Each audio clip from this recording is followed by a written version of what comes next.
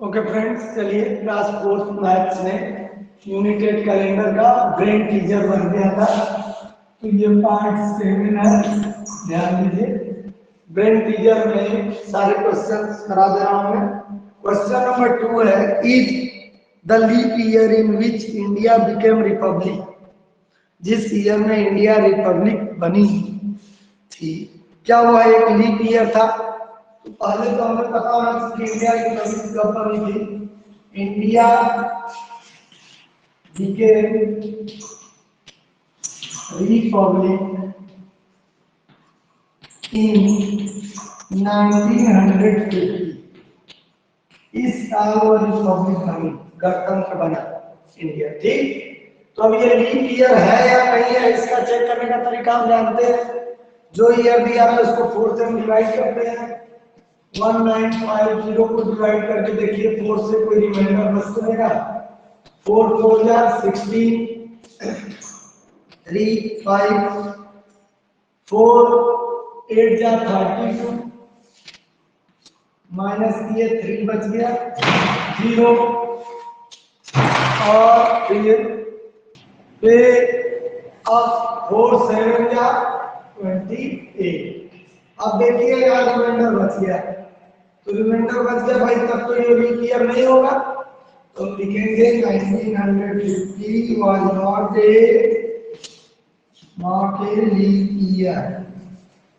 यानी अगर पूरा पूरा कर दिया होता, रिमाइंडर कुछ नहीं बचता, 0 बचता, तो हम कहते लीप ईयर है। लेकिन रिमाइंडर बच गया, इसलिए हम कहेंगे कि it is a non leap year. Next question देखिए हमारा क्या है। नेक्स्ट क्वेश्चन है, if 4th of February is a Sunday. अगर 4th फरवरी को संडे है, तो what day is 25th of February. 25th of February को कौन सा दिन होगा? चलिए, ये बहुत ही इंपॉर्टेंट क्वेश्चन है, ऐसा क्वेश्चन एग्जाम में अक्सर आता है। 4th फरवरी को इसने कहा भाई है संडे। ठीक, चलिए मान गए 4th फरवरी को संडे। लेकिन आपको क्या पता है कि वीक के जितने भी दिन है 7 डेज है ना, तो ये 7 डेज हर 7वें दिन के बाद रिपीट होते हैं। जैसे आज अगर 4th फरवरी को संडे है, तो इसके 7 डेज बाद यानी 4 + 7 कितना हो जाएगा? 11 फरवरी को भी क्या होगा? संडे। 11 फरवरी को भी संडे होगा, क्योंकि हर 7 दिन बाद सारे के सारे डेज रिपीट होते रहते हैं। क्योंकि 1 वीक में 7 डे होता है, तो 7वें दिन के बाद जो अगला दिन आएगा वो रिपीट होने लगेगा। आज मंडे है, तो आज के मंडे से 7 दिन बाद फिर मंडे आएगा। आज वेडनेसडे है, तो आज वेडनेसडे के 7 दिन बाद क्या आएगा? फिर से वेडनेसडे आएगा। ठीक है, तो ये चीज याद रखिएगा कि जो वीक के डेज हैं वो हर 7वें दिन रिपीट कर।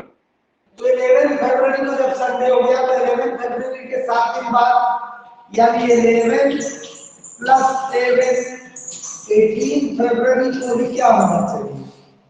18 फरवरी को भी संडे होगा, क्योंकि वो दिन रिपीट होगा। और जब 18 फरवरी को रिपीट हो रहा है, तो 18 के 7 डेज बाद क्या होगा?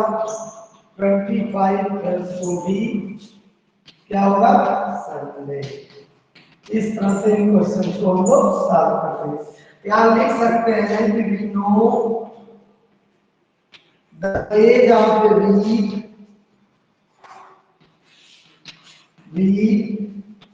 repeats itself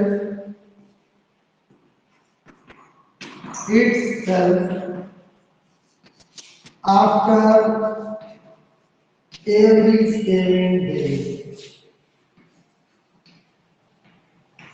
हर 7 दिन के बाद जो वीक का डे है, हम वो दिन अपने आप को रिपीट करेगा। देखिए 4 को था संडे, उसके 7 दिन बाद 11 को हुआ संडे, उसके 7 दिन बाद 18 को हुआ संडे, और उसके 7 दिन बाद हुआ 25 को संडे। तो इस तरह का क्वेश्चन कोई भी आए, आप बड़ी आसानी से कर सकते हैं। ठीक। अब question 4 fill in the blank है। Question 4 fill in the blank है, मैंने इसे बुक में कराया है बेटा। क्वेश्चन 5 चलिए देखते हैं। Find the some.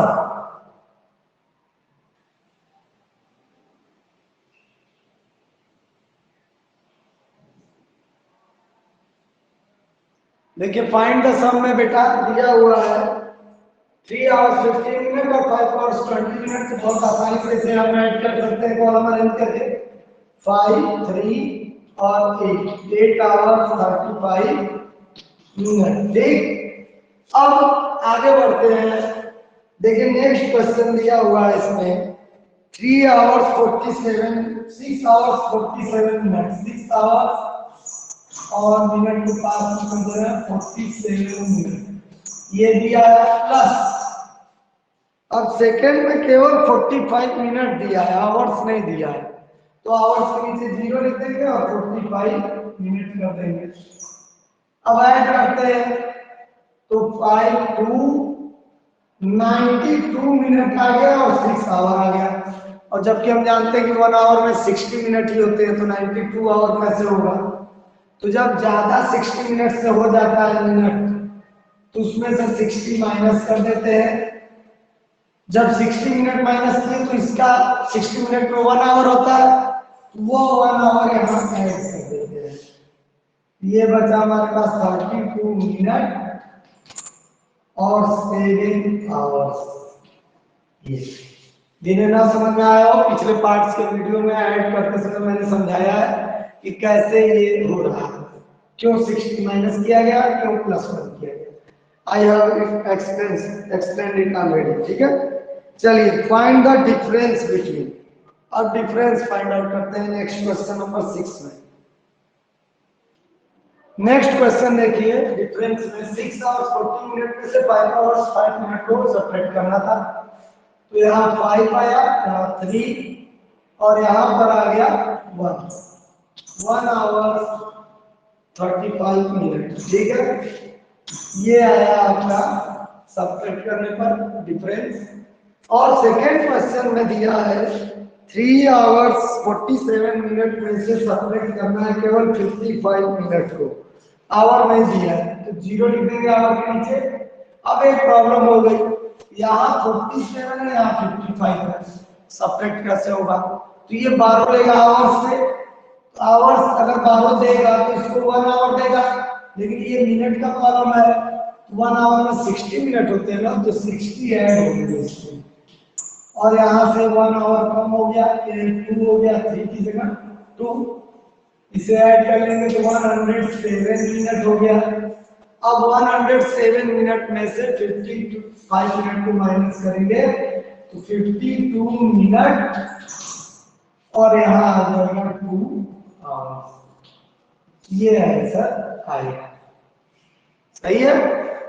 Next question, अब अगला जो है बहुत ही अच्छा और इम्पोर्टेंट क्वेश्चन है।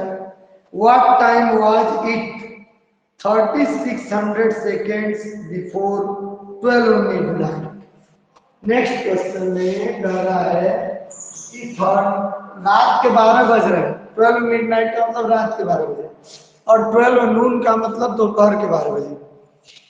कह रहा है कि अगर रात के 12 बजे की बात मैं करूं तो उससे 3600 सेकेंड पहले कितना बज रहा था?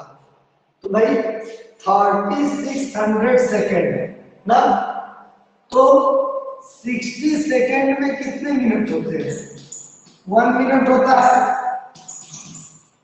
और 60 मिनट में 1 आवर होता है ना। और हम लोगों ने एक चीज और याद किया था, 3600 सेकेंड में ही 1 आवर होते हैं।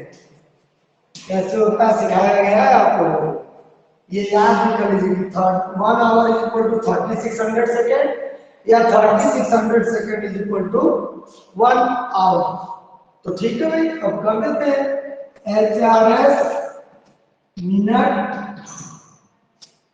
12 मिडनाइट है, 12 मिडनाइट में से 1 आवर पहले बिफोर लिखा है तो 1 आवर माइनस कर दें कितना बचेगा? 0 0 और 11 AM होगा कि PM? बताइए कमेंट करके, 11 होगा कि PM होगा? अरे भाई रात के 12 बजे के 1 घंटा पहले, तो रात का 11 बज रहा होगा ना, ये हो जाएगा PM। ठीक है, कई लोगों ने आंसर दिया, बहुत अच्छे। अब क्वेश्चन नंबर 8 जरा सुनिए, ये तो हुआ क्वेश्चन नंबर 7। कर लीजिए क्वेश्चन नंबर 7 कंप्लीट कर लीजिए, इसी में क्वेश्चन नंबर 8 में एक्सप्लेन करूंगा। क्वेश्चन नंबर 8 है, what time will it be 3600 second after 11 AM? सुबह का 11 बज रहा, उसके 3600 सेकेंड बाद क्या बजेगा?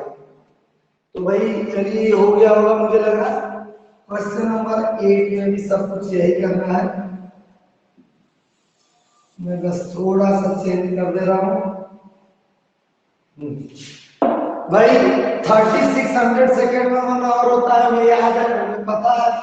कर अगर 11 AM हो रहा है सुबह का, तो उसके 1 घंटे बाद आफ्टर 1 आवर, तो 1 घंटे बाद प्लस करेंगे, तो कर दीजिए प्लस 0 0 12। अब 12 दोपहर वाला बजाना, जिससे हम लिखेंगे 12 नून। रात वाले 12 बजे को लिखते हैं 12 मिडनाइट, और दोपहर वाले को 12 नून। नेक्स्ट क्वेश्चन है, a TV was switched on at 7:30 PM। एक टीवी है जो चल रही थी और उसको 7:30 पर बंद कर दिया गया, सॉरी ऑन किया गया, स्विच ऑन एट 7:30, और स्विच ऑफ किया गया 11:45 पर। How long did it run? तो भाई जितने बजे स्विच ऑफ किया गया उसमें से अगर स्विच ऑन वाले टाइम को माइनस कर दे तो पता चल जाएगा कितने देर रन किया। क्वेश्चन 9, टीवी स्विच ऑफ है, TV switch off at hours minute. Switch off किया गया 11:45 AM PM, ठीक है। और टीवी स्विच ऑन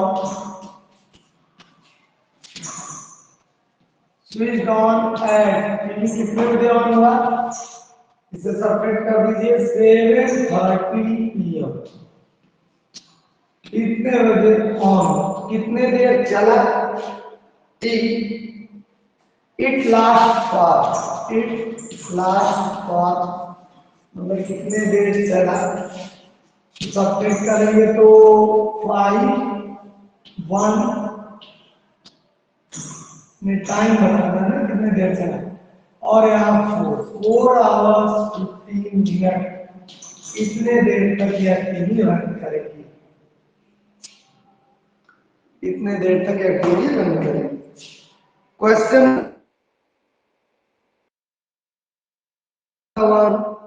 25 मिनट्स, इतने देर तक रेनू स्टडी की, और उसने फिर पढ़ना 8:30 पर स्टॉप कर दिया। 8:30 कितने बजे की थी, कितने देर पढ़ी भाई, 1:25, 1 आवर 25 मिनट तक स्टडी किया उसने। पढ़ते पढ़ते थक गई तो उसने जब बंद किया स्टडी तो देखा 8:30 हो रहा था। तो स्टार्ट कितने बजे की पूछा है, कोई बात नहीं, जितने देर पढ़ी है उसको फाइनल टाइम में से माइनस कर दीजिए। देखिए सी स्टॉप स्टडी है, सी स्टॉप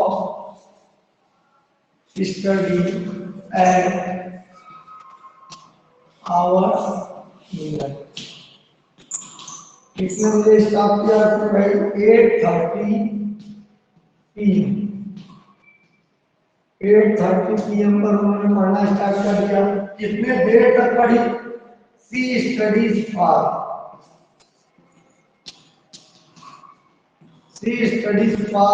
1 आवर 25 मिनट, कितने देर तक उसने पढ़ाई किया। माइनस कर दीजिए। सी स्टार्ट्स स्टडी एंड सब्ट्रैक्ट कर लीजिए 5, यहाँ पर 0 और 7। तो शाम रात का 8:30 बज रहा था 8:30, उससे 1 आवर 25 मिनट पहले से बैठी थी पढ़ने, तो शाम ही होगी, तो PM होगी। 7:05 पर उसने स्टडी स्टार्ट किया रहा हो। अब नेक्स्ट क्वेश्चन जो 11 क्वेश्चन है, अब उसमें देखिए क्या कह रहा है, find the names of the famous personalities whose date of birth is on 29 फरवरी।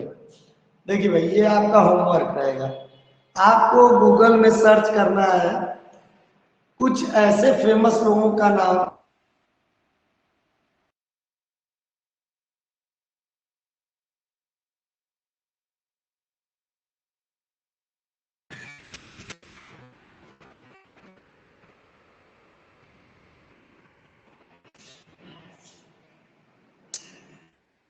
बेटा, इसलिए इंपॉर्टेंट है क्योंकि आपको पता है कि फरवरी में 29 डेज केवल लीप ईयर में होते हैं, ठीक है। नॉन लीप ईयर में 29 डेज नहीं होते, और ये जो लीप ईयर है हर चौथे साल पर, 4th ईयर पर लीप ईयर आता है, ठीक है। जैसे अगर हम बात करें,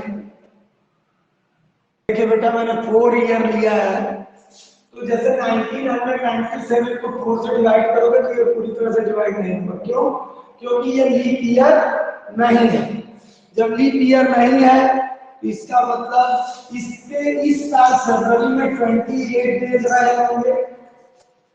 फिर इसको भी डिवाइड करके चेक कर लेंगे, डिवाइड करके चेक करिए तो आप पाएंगे कि ये भी नॉन लीप ईयर है। तो जब ये भी नॉन लीप ईयर है तो इसमें भी फरवरी में 28 डेज होंगे। फिर इस ईयर को चेक कीजिए, ये भी नॉन लीप ईयर है, 28 डेज होंगे। लेकिन 2000 को 4 से डिवाइड करके देखेंगे तो ये पूरा पूरा कट जाएगा। क्यों? क्योंकि ये लीप ईयर है और हर लीप ईयर में फरवरी 29 डेज की होती है, ठीक है। यानी अगर किसी का बर्थडे, अब इससे पहले अगर देखें 1996, तो ये भी लीप ईयर है, इसमें भी 29 डेज रहे होंगे फरवरी में। तो अगर किसी का डेट ऑफ बर्थ 29 फरवरी है तो उसका बर्थडे देखिए 1996 में आया, फिर 7 में नहीं आएगा, 8 में नहीं आएगा, 99 में नहीं आएगा, सीधे 2000 में आएगा डेट ऑफ बर्थ, देख रहे हैं। तो 29 फरवरी को किसी का बर्थडे होगा तो 4 साल में एक बार आता है, 3 साल बाद आता है। तो ऐसा अगर किसी का बर्थडे है और वो एक फेमस पर्सनालिटी है, उसको पूरी दुनिया जानती है, तो ऐसे 2-3 लोगों का नाम आपको लिखना है, कमेंट करके कमेंट बॉक्स में बताना है। मैं देखना चाहता हूं कि कितने लोग ऐसे फेमस पर्सनालिटीज का नेम कमेंट करके बताते हैं। तो आज के लिए इतना ही, थैंक यू। इस तरह से यूनिट 8 आपकी कंप्लीट हो चुकी है, आप लोग अपना वर्क कंप्लीट कर लीजिए। Thank you.